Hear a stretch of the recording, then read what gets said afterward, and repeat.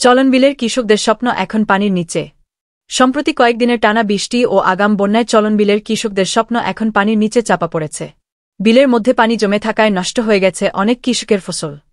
খ্যাজ নিয়ে জানা যায়, বিশেষ করে নাটোরের সিংড়া উপজেলার চলনবিল ঘেঁষা ডাহিয়া ইউনিয়নের বেড়াবাড়ি, সরিষাবাড়ি ও পাড়িল গ্রামের কৃষকেরা ক্ষতির সম্মুখীন হচ্ছেন।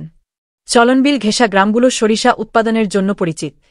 এবারও কৃষকেরা সরিষা তোলার পর জমিতে বৃধান ২-৯ জাতের আবাদ করেন।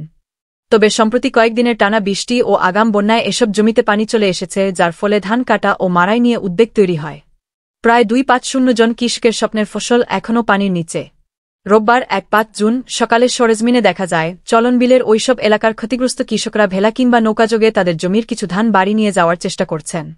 এখনও বৃষ্টির পানি থাকায় কিছু এলাকায় নৌকা ছাড়া চলাচলের উপায় নেই।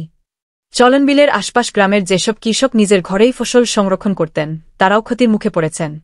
তবে পরিস্থিতি সামাল দিতে মাঠে কম্বাইন হারভেস্টর ও থ্রেসার মেশিনের মাধ্যমে ধান কাটা ও মাড়াইয়ের কাজ চলমান রয়েছে বলে জানান সিংড়া উপজেলা কৃষি কর্মকর্তা কৃষিবিদ খন্দকার ফরিদ। তিনি আরও বলেন, ভবিষ্যতে যেন এমন পরিস্থিতিতে কৃষকের ক্ষতি না হয়, সেজন্য স্বল্পমেয়াদী ধানজাত চাষের পরামর্শ দেওয়া হয়েছে।